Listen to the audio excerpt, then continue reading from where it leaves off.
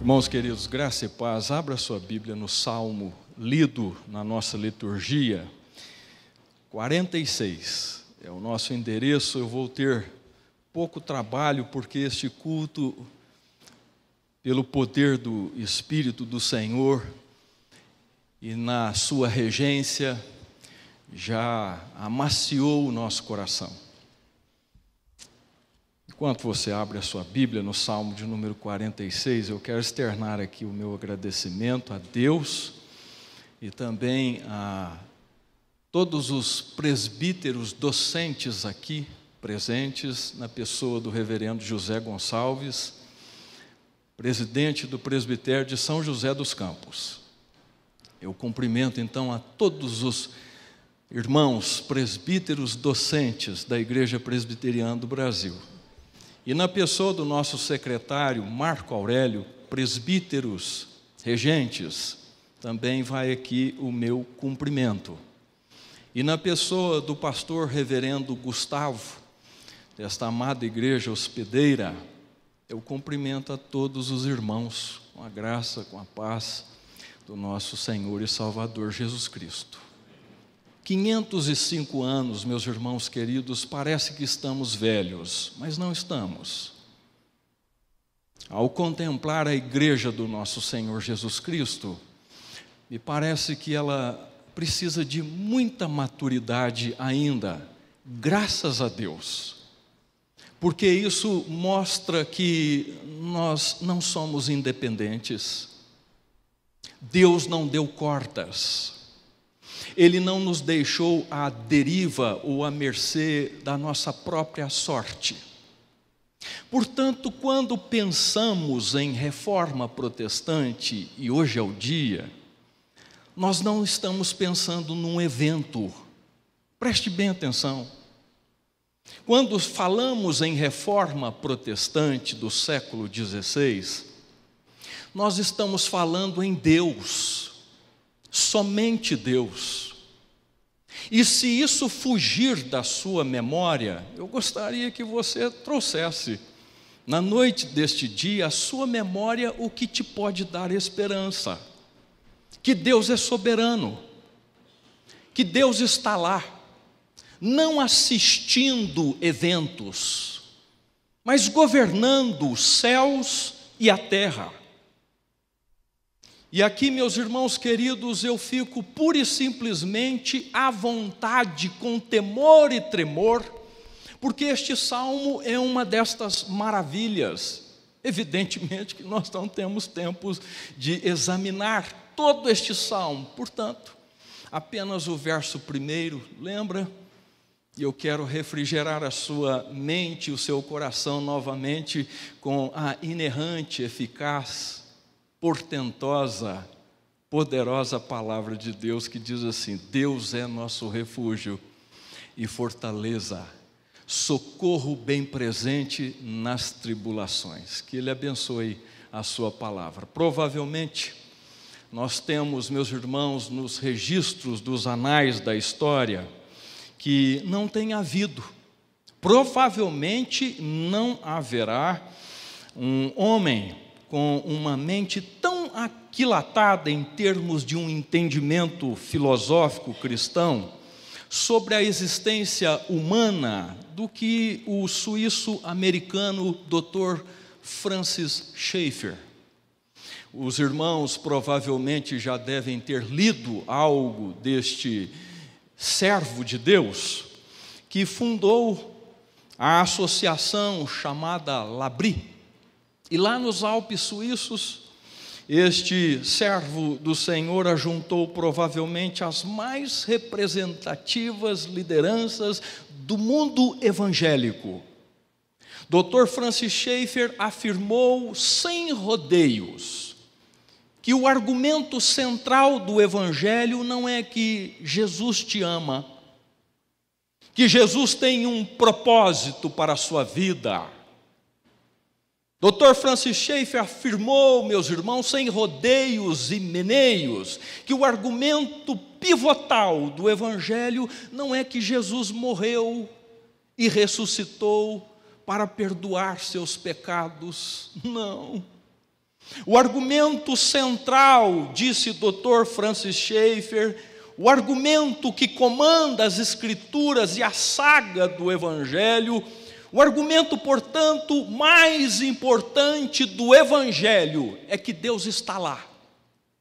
Ou melhor, há um Deus e Ele é soberano sobre tudo e todos. E nós precisamos lembrar que soberania é um atributo de Deus que não se mistura com sua onipotência.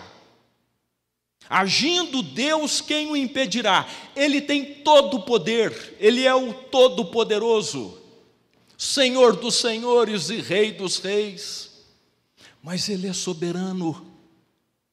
E soberania envolve que Ele tem controle em seres macro e micro, bons e ruins. Todas as coisas estão sob o governo de Deus. Graças a Deus, Igreja Presbiteriana do Brasil, reunida aqui na Igreja Presbiteriana do Satélite. Não há azar. Reforma protestante não é azar para uns e sorte para outros. É prova inequívoca de que Deus está lá como refúgio, fortaleza, socorro bem presente em todas as tribulações. Você lembra do século de número 16? Você lembra? Eu acho que o microfone desligou. Desligou o microfone. Quer passar o de fio?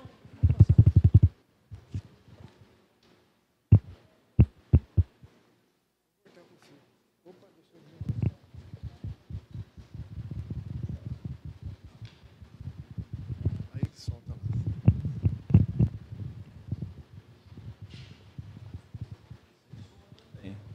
Oi, som. Voltou. Você lembra do século XVI? Provavelmente, se você é um bom leitor, você deve lembrar de alguns vultos. Você não viveu lá. Eu não vivi, nós não vivenciamos na Alemanha de um camponês, de não um super-herói, mas de um camponês chamado Martinho Lutero, um homem de carne e sangue como eu e você, um alvo das misericórdias e da graça soberana de Deus. Mas nós precisamos, meus irmãos queridos, lembrar de uma Alemanha do século XVI, porque lá estava transitando, perambulando, um camponês, como afirmou agora recentemente, na Semana Teológica do nosso seminário José Manuel da Conceição, o reverendo e mestre Wilson Santana, o camponês que é, na verdade, o homem da providência, Lutero. E, meus irmãos queridos, para que nós usufruíssemos e falássemos de Lutero como falamos, este homem vivenciou 3 providências que nós precisamos trazer à memória. 1505. Eu não estava lá, você também não, mas muita gente captou o cenário. Um cenário de declínio moral, espiritual e religioso, um negror. Uma Europa totalmente sucumbida, coroa e clero, um nojo. Mas lembra, Deus está lá. O argumento central do universo e todas as coisas estão conduzidas para um fim, ou melhor, para Deus. E graças a Deus, o homem da providência é soerguido pelas mãos dadivosas e paternais do oleiro do universo. 1505 está lá Lutero desfrutando de uma providência comum, filho de uma família mediana. Ele se ingressa para estudar direito, sonho de seu pai, Hans Lutero. Numa das viagens deste camponês, o homem da providência, ele se depara. Lembram, meus irmãos queridos, que não há sorte e acaso. Há um Deus soberano em graça que dá o que Ele quer a quem quer. E um Deus soberano em providência que faz o que quer com quem quer. E precisamos lembrar que a vontade de Deus é boa, perfeita e agradável. E numa dessas viagens de Lutero para casa, ele se depara com uma tempestade, diz os seus biógrafos, acachapante. A única saída de Lutero foi dar um grito: Santa Ana, me proteja. Não sabemos, meus irmãos, mas os seus biógrafos dizem que um dos seus companheiros foi fulminado, morto, e Lutero, como promessa, entrou num mosteiro de ordem agostiniana. Não morreu pelo raio, mas quase pela ira do seu pai. Lá estava o camponês, o homem da providência, como um monge mais distinto, a ponto dos seus abades dizer: Lutero, para de picuinha, porque a vida deste camponês, deste homem agora que está sendo tocado por Deus, polido por Deus, através de uma mão mais do que misteriosa, vivia diuturnamente no confessionário, a ponto de incomodar aqueles abades que o recebiam, e dizer a Lutero: Lutero, vai, vê se peca, e depois volte para confessar, mas pare de picuinhas. Provavelmente, meus irmãos, Lutero, ele não era flor que se cheira. E a teologia daquela época causava uma inquietude no coração deste monge, que buscava a paz. E a teologia que regia os monastérios, os monges, era a teologia de que Deus ajuda quem cedo madruga. Tomás de Aquino, épocas de medievais, de períodos de negror. Saímos de 1505 para 1510, e o segundo nível de providência deste homem, da providência divina, é uma providência graciosa. Lutero agora, meus irmãos, é convidado como um monge distinto para ir visitar a cidade santa, Roma.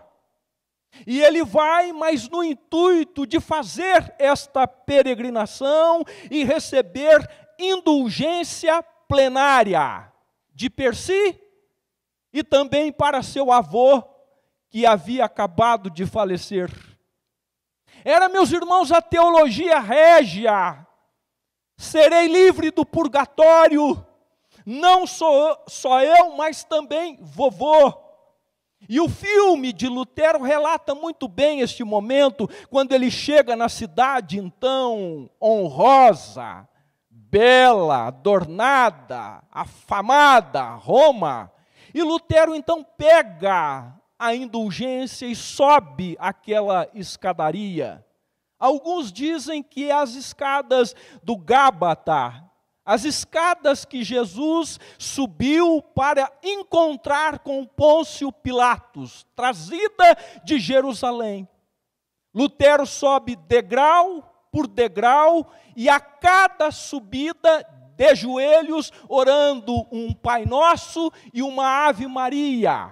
Lá em cima, ele olha para baixo e a cena capta isto.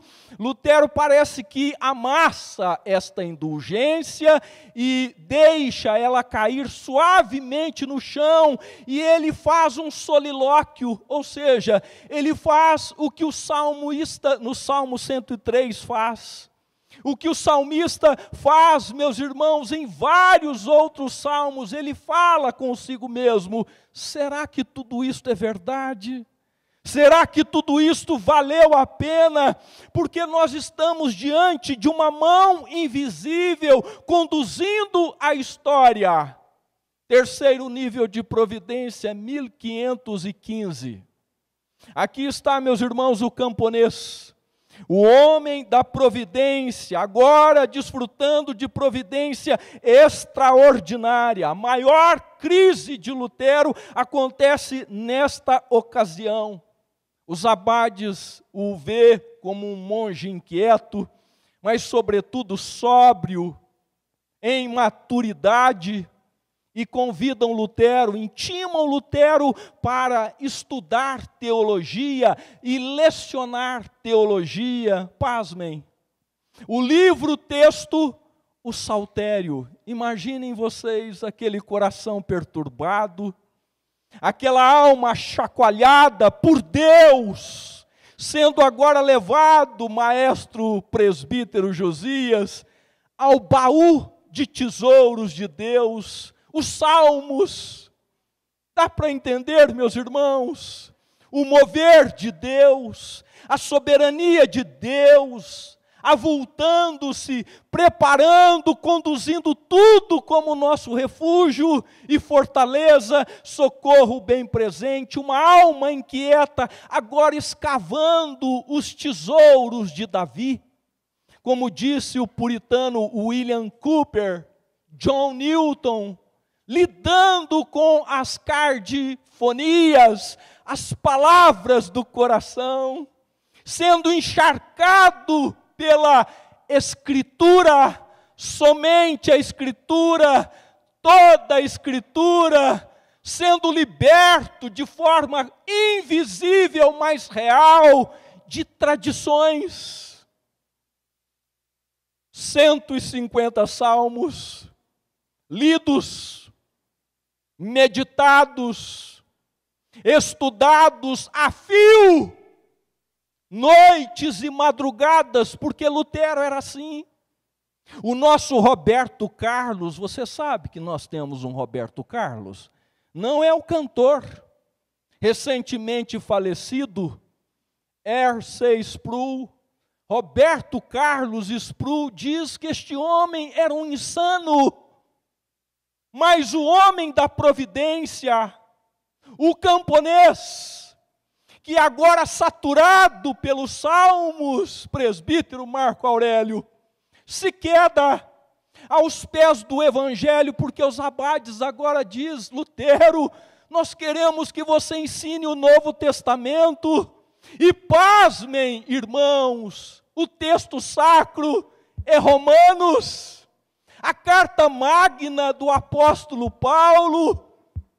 Eu fico pura e simplesmente muito feliz. E esta é a mensagem que reconforta o nosso coração e nos leva a aquietar, saber que Deus está no governo. E Lutero agora, este monge camponês, sendo lapidado por Deus, insano, que dizia, eu amar a Deus como eu odeio. Deus é um Deus severo, carrasco, que impetra leis férreas, mão de chumbo. Amá-lo não, eu faço qualquer obra, mas não amo a Deus. E Lutero, então, não precisa folhear muito a carta de Paulo aos Romanos, porque logo no capítulo 1, verso 17, a justiça que ele tanto ansiava, o abraça. A extra nós, a justiça que está fora dos nossos muros, fora dos nossos arraiais, do nosso quadradinho, fora de nós, a justiça de Deus, revelada no Evangelho, o encontra, o abraça. E Lutero, meus irmãos queridos, é raptado. Por isso o nível de providência é extraordinária, porque Lutero agora rompe com tudo. Ele não é o super-herói, ele é o homem da providência, o camponês, um Zé ninguém como eu e você, mas que nas mãos de Deus se tornou uma bomba para a glória de Deus. Porque Deus, meus irmãos, não usa gente preocupada, e havia muitos padres preocupados. Deus usa gente angustiada. E eu fico mais entusiasmado ainda, Maria Emília, é que este homem começa incansavelmente a escrever catecismos, confissões, e como um bom boêmio, música. Só que pensando na igreja, vislumbrando o Soli Deo Glória, desejoso de dar à Europa e, mais propriamente dito, à Alemanha, uma inódia que exalte a Deus, começou a compor hinos. O seu amigo e sistematizador Philippe Melanchthon narra que quando eles estão intimados a ir à dieta de Worms, depois da Reforma Protestante, Lutero, montado em seu cavalo, troteava cantando Castelo Forte é o nosso Deus. E todos os seus parças com medo. E diz Philippe Melanchthon que Lutero dizia: cantemos, Castelo Forte é o nosso Deus. Surge, meus irmãos, então, aquilo que nós conhecemos, reverendo Gustavo, como Marselhesa da Reforma. O hino que cantamos na noite desse dia a todos os pulmões, 155, Castelo Forte. Mas, meus irmãos, este hino não é fruto da pena de Lutero. Este hino, na verdade, ele procede do Salmo 46. Volte os seus olhos para lá. É aqui que surge a Marselhesa da Reforma. Mas este salmo, meus irmãos, também não surge da harpa de 3 cordas dos filhos de Coré. Não é apenas um fruto daqueles homens dotados por Deus, mestres do canto. O contexto deste salmo, pastores, presbíteros, membros da igreja do Senhor Jesus Cristo, é deveras impressionante, porque diz respeito aos tempos das batalhas épicas de Senaqueribe, rei da Síria. Você lembra, estudante da escola bíblica dominical, que Senaqueribe, o rei do norte, vinha varrendo tudo? Samaria já não está mais de pé. Israel, com sede em Samaria, já havia sido varrida. Agora só sobra ajudar o bichinho de Jacó, aquele vermezinho, olhinho de mosquito no sul. Ah, meus irmãos queridos, todavia, Senaqueribe não tem misericórdia para com esta pequenina gleba do Senhor, meninas dos olhos de Deus. Por isso aqui começa, meus irmãos, um embate. Mas não é um embate novo, é velho. Porque diz respeito aos tempos imemoriáveis da criação. É um embate das sementes, a semente da mulher e a semente de Satanás. Ou melhor, é a vontade de Satanás tocar em Deus. Mas como ele não pode, porque ele é o diabo de Deus, ele então vai tocar nas delícias dos olhos de Deus, que é a igreja, que somos nós. Por isso, meus irmãos queridos, o cenário deste cântico, deste tributo de louvor ao Deus da aliança, ao Deus do pacto, ele remonta, meus irmãos queridos, a tempos doridos, há tempos que nós falamos assim, graças a Deus que passou, tempos de angústias dos infernos, que arranca de nós declarações como aquelas vistas no Salmo 116, amo o Senhor, porque Ele ouve a minha súplica. Ele não atende-me, Ele só ouve, mas eu o amo, porque laços de morte, angústias dos infernos se apoderaram de mim. As palavras de Senaqueribe, então, são encontradas no segundo livro dos Reis. Vale a pena depois você meditar, ruminar, o que o segundo livro dos Reis narra para nós no capítulo 18 e 19. Lembra? Senaqueribe manda um recado ao rei Ezequias.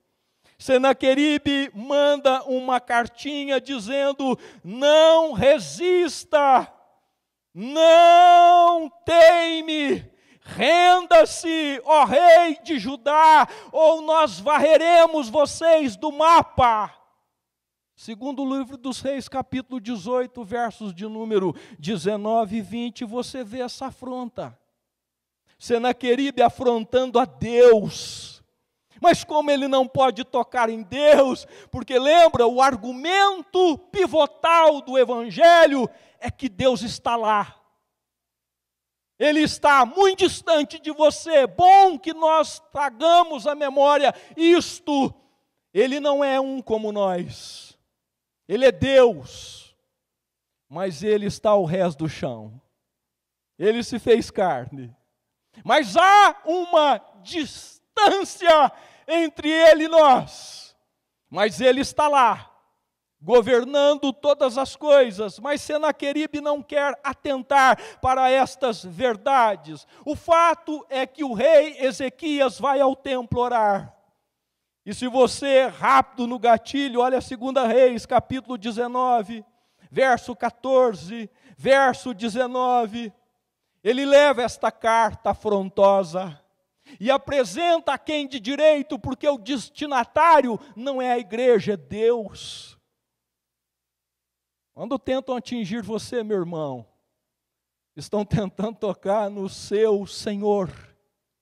Por isso, o tópico ou o refrão deste salmo é: aquietai-vos, aquietai-vos. Em outras palavras, acomode-se. É evidente que não pegue um pacote de pipocas, não cruze as pernas, fique continente, mas aquietai-vos e sabei que eu sou Deus. Há afrontas, mas há um Deus, meus irmãos, que está num alto e sublime trono, e o rei Ezequias, reverendo José Gonçalves, vai ao templo orar. Graças a Deus que nós temos meios de graça. E ir orar aqui, meus irmãos, não é outra coisa a não ser ir ao encontro de Deus. Ezequias está lá em frangalhos, alquebrado, debulhado, como todos nós somos, e Lutero também o foi naquela dieta de Worms, quando pediu clemência para pensar, orar. E passou então um tempo naquela cela prostrado, lutando com as suas ambições, lutando com a sua carne, lutando com Satanás, e recitando o Salmo 119, sem parar, dizendo: sou teu, salvai-me, sou teu, salvai-me. Meus irmãos, não há fortes, há um castelo forte. Não há homens e mulheres prontos, há um Deus que é refúgio e fortaleza, socorro bem presente. Ezequias vai à oração e graças a Deus, Deus está lá. O segundo livro dos Reis diz que o profeta Palaciano está lá, em continência. Isaías, segundo livro dos Reis, capítulo 19, versos 20 em diante, 32, corra seus olhos depois lá. Isaías diz: não temas, Ezequias, não abra os portões, resista, o Deus de toda graça, o Deus soberano, haverá de realizar um milagre, não retroceda, Ezequias. Muitos naquela noite devem ter dito: nosso rei pirou, o nosso profeta está louco. Nós não fazemos ideia, meus irmãos, o que aconteceu naquela tarde. O início de noite. Você pode imaginar, 19 horas. As lamparinas sendo apagadas. O breu tomando conta. Aquela cidadela refugiada. Acuada. 20 horas. Alguns sendo vencidos pelo sono. Outros cutucando em outros, dizendo: ei, atalaia, desperta tu que dormes. 21 horas, 22, meia-noite nada, hora fadídica, hora em que o tropel no telhado desperta-nos, hora da dor de ouvido, hora que o chorinho da criança se torna algo em decibéis estridente, inoportuno. Meia-noite e meia, hora em que os ferrolhos da porta fazem barulho e a mamãe e o papai diz assim lá no travesseiro: graças a Deus, meu filho, minha filha está são e salvo.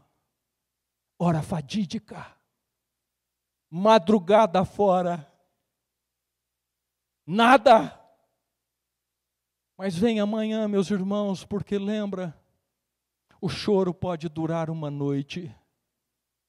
E essa noite não é marcada pela ampulheta, pode ser um dia, uma semana, um mês, uma vida inteira, um tempo. Mas a agenda de Deus, Ele está lá. Deus está lá. Deus não é apenas seu Salvador e Senhor, muito mais. Ele é o governador da sua vida, o presidente da sua vida, o rei da sua vida, o Senhor sobre tudo que você é. E aí, meus irmãos queridos, nós encontramos no segundo livro dos Reis, capítulo 19, verso 35 e 36. Manhã de um dia qualquer, mas que na agenda de Deus está aqui catalogado como Salmo 46. Os filhos de Coré, com suas harpas, reverendo Wilson Emerick, harpas de 3 cordas, abrem aqueles portões. E aqui a minha mente divaga, porque eu fico imaginando alguns acordando, beliscando para ver se não está no novo céu e na nova terra, e vendo que de fato eles estão em Judá, em Jerusalém. Os portões começam a se abrir, e você precisa ler o capítulo 18 e o capítulo 19 do segundo livro dos Reis para ficar mais linda a história. Porque Deus diz para Ezequias o seguinte: Ezequias, fique tranquilo, porque Senaqueribe vai voltar não do mesmo jeito que ele está vindo. Ele vai voltar do jeito que eu quero, humilhado. Porque o Deus que nós servimos, meus irmãos, Ele é expert em abater exaltados e erguer abatidos. É o Deus de Israel, é o Deus da aliança, é o Deus do pacto, é o Deus de Abraão, de Isaac e Jacó, dos e reformadores, dos puritanos, é o Deus de Martin Lloyd Jones, Spurgeon, é o Deus seu e meu, é o Deus soberano.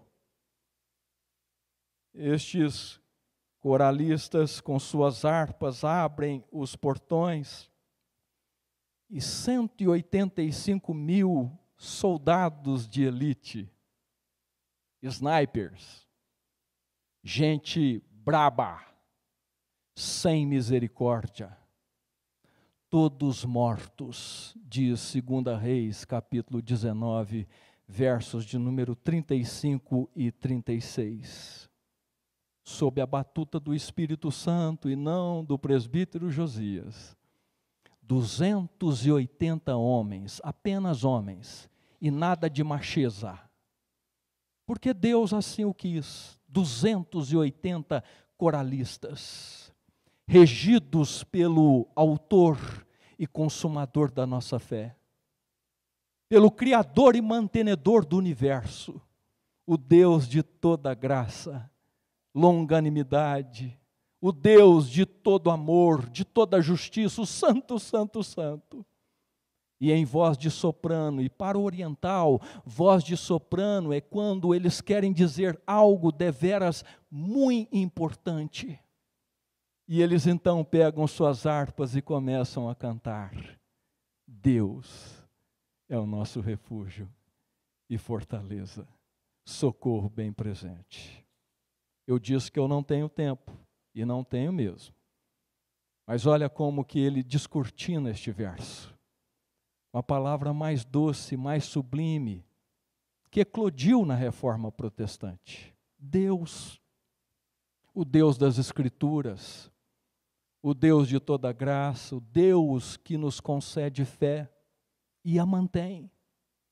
O Deus, Pai de nosso Senhor Jesus Cristo, o Deus de toda graça.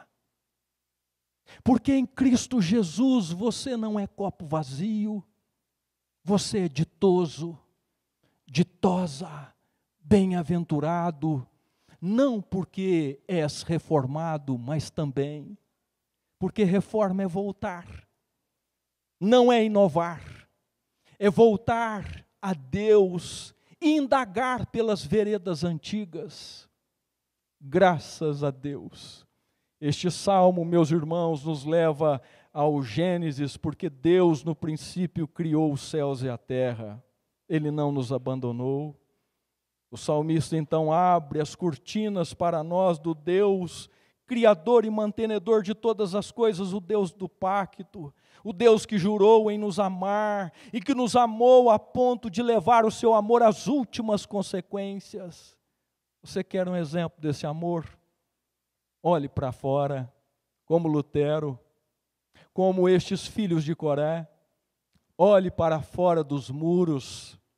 O seu amor está lá, em Cristo, dependurado naquele madeiro, ressurreto de dentre os mortos, assunto aos céus, à destra de Deus Pai Todo-Poderoso, de onde há de vir julgar vivos e mortos. Por isso aquietai-vos. Em segundo lugar, veja a palavra que continua sendo seleta e sublime, mas que aponta para os atributos deste Deus, que cuida de você, mãe, pai, filho e filha, esposo e esposa, grei do Senhor. Deus é nosso refúgio, Ele é o nosso castelo forte, o nosso lugar alto, o nosso monte Sião, a nossa rocha, e a intenção destes cantores do templo não é outra a não ser: fixe os seus olhos em Deus e não tire dele. E ele se encontra no céu dos céus, mas também em Jesus, ao rés do chão. Então olhe para Jesus e veja como Deus é sublime, altíssimo, sombra e refúgio para a igreja aqui reunida em seu nome. Deus também é fortaleza, Ele é fonte inesgotável de poder e de vida. Ele não concede poder e vida, Ele mantém isto. Ele é divino companheiro, e é nas fortalezas que se conservam os exércitos. Mas Deus, meus irmãos, é uma fortaleza em guerra. Deus é por nós na batalha da vida. Porque o poder de Deus se aperfeiçoa não antes, nem depois, mas durante a batalha. Deus é especialista em erguer fracos e abatidos como eu e você. Mas também Deus é especialista em abater e destronar orgulhosos, jactanciosos, fortes, capazes. Deus é o nosso castelo forte, espada e bom escudo. E ele encerra esta primeira estrofe, e eu também. O refúgio e fortaleza é também o Deus que é socorro bem presente nas tribulações. Quem de vocês na noite desse dia não precisa de socorro? Para que existem as polícias? Para que está aí no seu smartphone o número do gerente do seu banco ou o telefone do seu advogado? Por que que há uma agenda aí de amigos e irmãos? Quem não precisa de socorro? Por que que há farmácias 24 horas, iFood? Quem não precisa, meus irmãos queridos, de socorro? Por isso estão aí fora agora os plantonistas, a Cruz Vermelha. Mas todos esses recursos são demorados, limitados e às vezes falhos e ineficazes. Mas Jesus não. Jesus é bem presente. Pastores atrasam. Cultos atrasam. Visitas pastorais às vezes não acontecem. Abraços às vezes são esquecidos. Palavras de perdão, de gratidão se esvaem.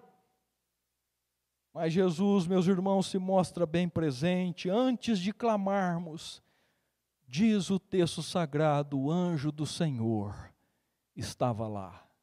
Enquanto toda Judá estava acuada, o anjo do Senhor acampa ao derredor dos seus e os livra. Ele é bem presente. E Deus é suficientemente poderoso para proteger o seu povo e lhes dar esperança. Ainda que eu ande pelo vale da sombra da morte, não temerei, porque tu estás comigo.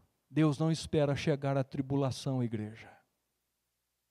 Deus não esteve presente no século XVI. Deus sempre esteve presente. Ele é invisível, mas real, digno de toda honra e de toda glória. Falamos de período intertestamentário ou de silêncio de Deus. Será? Deus nunca esteve, meus irmãos, ausente da história do universo. Ele escreveu, Ele conduz. Por isso, a minha oração na noite deste dia é que Deus nos fortaleça, que Deus nos vivifique e que este evento, chamado Reforma Protestante, seja uma espécie de retrovisor, para que eu e você possamos contemplar aquilo que a Reforma garimpou, essa verdade escriturística que estava soterrada por Roma, a soberania de Deus em favor da sua igreja. Presbitério de São José dos Campos, Igreja Presbiteriana do Jardim Satélite, pais e mães, esposos e esposas, aquietai-vos e sabei que o Senhor é Deus e que Ele te fortaleça, que Ele te vivifique para o louvor da sua glória. Vamos.